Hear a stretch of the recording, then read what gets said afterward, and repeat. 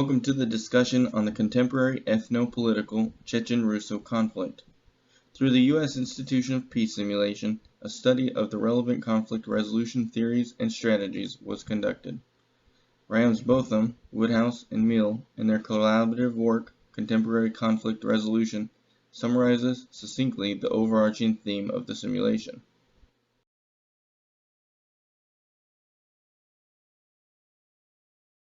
Difficult ethical choices cannot be avoided. Both acts of omission and acts of commission carry moral dilemmas and risks. The search for a worldwide set of principles that can command adherence and respect is a central task for cosmopolitan conflict resolution.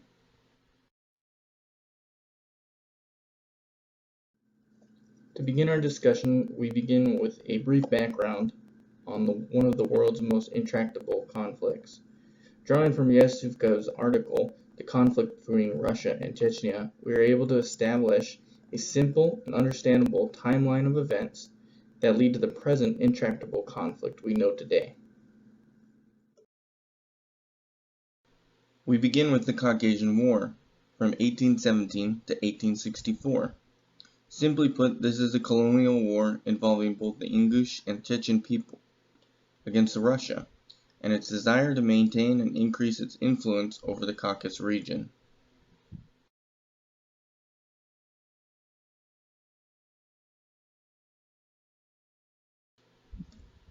Next, we have the Chechen-Ingushta period from 1917 through 1985. It is during this period that a number of formal government changes and civil war deepen the divide between the Russian ethnic populace and the Ingush and Chechen nations.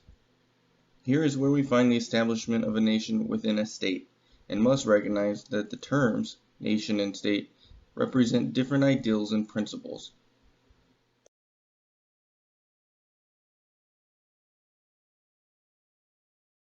We next have a second Chechen-Ingushtia period, this one shorter, only 1985 to 1991. It is during this pre-revolutionary period that we find the tensions deepen. The conflict moves towards the ethno-political one that we know today. Quoting from Yevsukov's article, on November 1990, the Chechen National Congress was held in Grozny. The idea of sovereignty became the main slogan of the Congress. On 27 November 1990, the session of the Republic Supreme Soviet adopted the Declaration on State Sovereignty of the Chechen-Ingush Republic.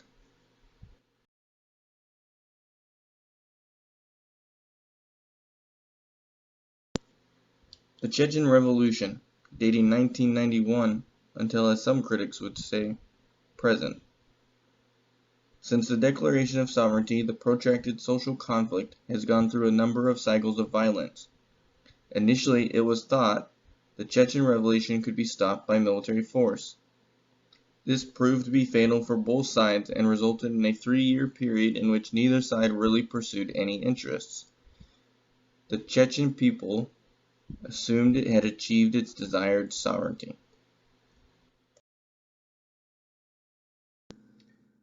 After the 3-year period, the Chechen-Russo conflict fell into violence once again. And the large number of terrorist-style attacks from both sides, human rights violations on the part of the Russians, drove the conflict to intractability relatively quickly. But the real question is, why should you care? What does this matter to you? Or to the rest of the global community? The violent Moscow theater incident or the random violent bombings in Grozny all indicate that the region is volatile even in its present state. Moreover, we find that the most perplexing situations in international politics comes from the Chechen-Russo conflict, and that is to say that Russia, a nation who sits on the United Nations Security Council, is involved in one of the bloodiest and most drawn-out internal conflicts, and yet is a nation that still maintains a permanent seat on the Security Council, meaning that they have a veto right. The Chechen-Russo conflict matters, and as such, we must give it needed attention as conflict resolution students, theorists, and even policymakers.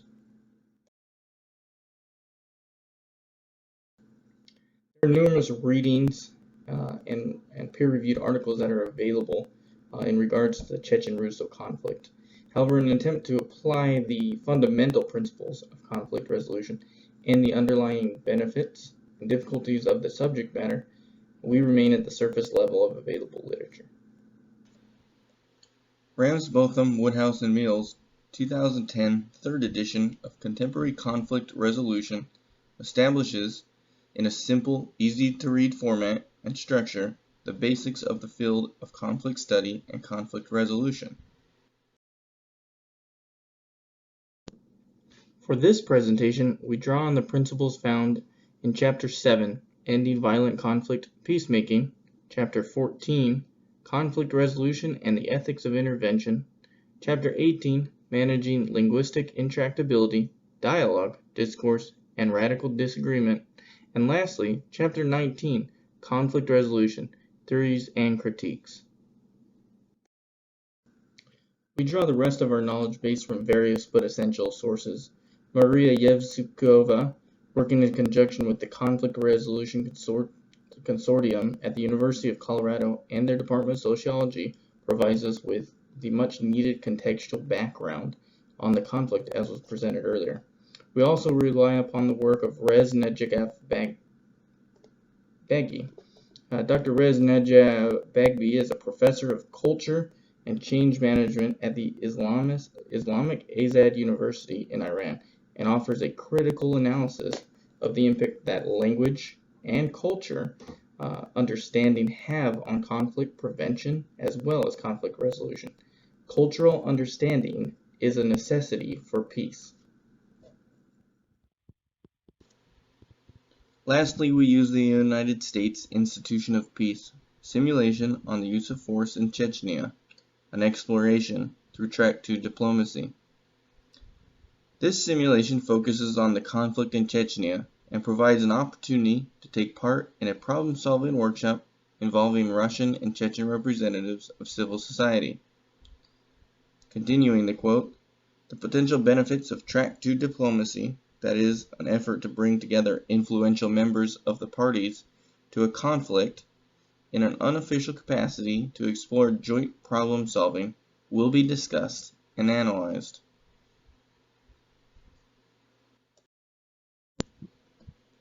In armed conflicts, parties become willing to consider negotiated outcomes when they lose hope of achieving their aims by force of arms. This offers an intriguing point of view that when the diplomatic process has failed, armed conflict is the result. The opposite also holds true, that when armed conflict fails, turning towards non-violent methods are again relied upon. This appears to be the case in the Chechen-Russo conflict.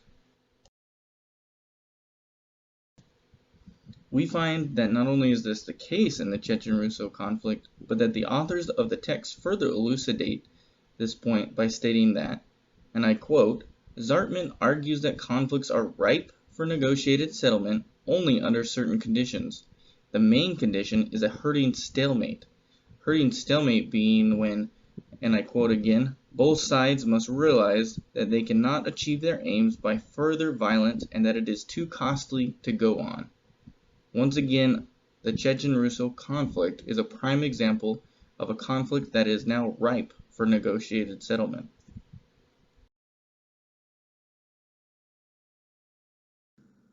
It's determined that the Chechen-Russo conflict has reached its apex for conflict, and as such, we now enter the stage that we would find the Sudanese conflict in.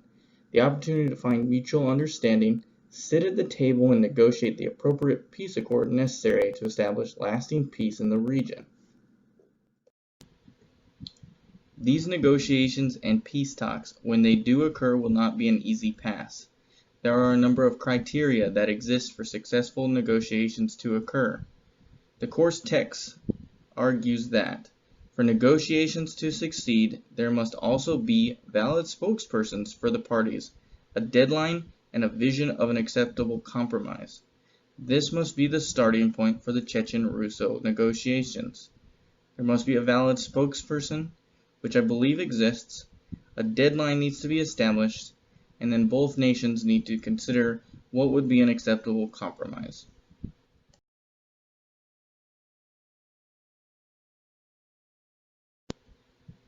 Recognition and dialogue are preconditions, and for these to take place, both parties have to be accepted as legitimate. In the conflicts between a government and an insurgency, for example, the government must reach the point where it recognizes the insurgency as a negotiating partner. Ultimately, recognition will be the hardest part of the Chechen-Russo conflict and will undoubtedly require a humbling moment from the Russian government and specifically President Putin himself. More so than merely recognizing Chechnya, the Russian government will also have to be accepting of an integrative approach, possibilities for reconciliation, and maintain a willingness to compromise to some extent. This obviously goes for both parties of the conflict and is not solely limited to Russia's actions. Integrative approaches attempt to find ways, if not to reconcile the conflicting positions, then meet the underlying interests, values, or needs. Among examples of integrative approaches are setting the issue into a wider context or redefining the parties' interests in such a way that they can be made compatible. Sharing sovereignty or access to a contested resource is also an additional way in which parties can compromise.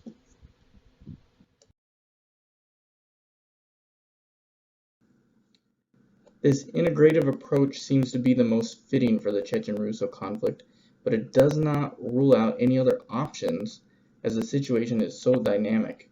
The entire premise of the Chechen-Russo peace has to begin with a mutual understanding as well as required recognition. Both parties have to be accepting of the other as legitimate. An additional option is to apply strategic thinking in an intractable contest and establish possible scenarios that might be reasonable to both parties. When you do this, this allows now the discussion to focus on the possible scenarios of peace as opposed to the actual issues and differences between the two parties. Strategic thinking recognizes the prerequisites not of canceling internal radical disagreement, but of subordinating it to the priority of presenting a united front to the external world. Strategic thinking, in the case of the Chechen-Russo conflict, offers an opportunity for scenario building, mediation, arbitration, and other techniques that might help us overcome the intractability of the conflict.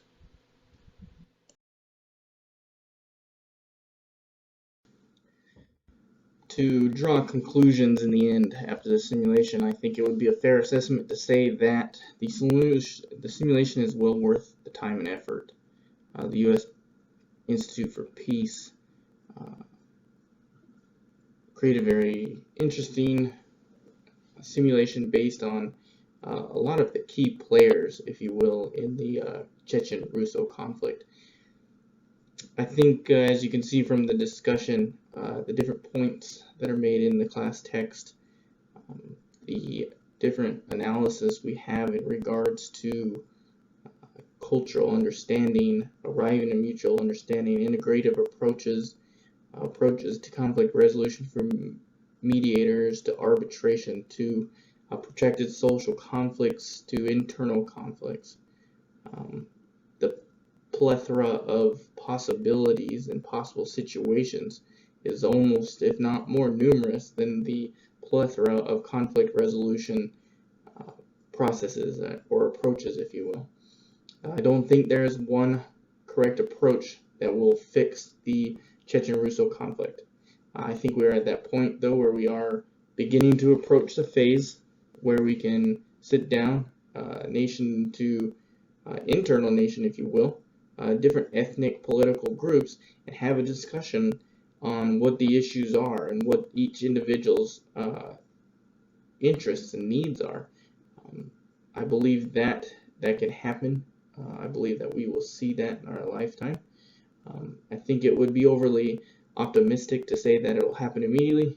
However, I do think it'll be overly pessimistic to say that it wouldn't happen. Obviously, there has to be a mindset change. Obviously, there has to be compromise on both sides. And obviously, the violence needs to cease and peaceful negotiations need to go forward to arrive at a peaceful solution. That being said, I think that our text captures ideally conflict resolution in a pretty succinct one sentence, and we find that towards the middle section of the book, but they quote Raven, and he says, "One does not make peace with one's friends, one makes peace with one's enemies." And that ultimately is the challenge with conflict resolution, is we're not making peace amongst two people with, or two groups of people with similar interests and desires. We're making peace between people who have fought, people who have killed each other, people who have caused destruction to the other side. So as you make peace with your enemy becomes your friend. But that peace is long fought and hard to achieve in some cases. But I think that as we progressively move towards the contemporary conflict resolution, cosmopolitan conflict resolution, that peace is in sight, and it might be hard-earned, and it might be years to come. But with contemporary conflict resolution principles and theories properly applied, peace can be achieved.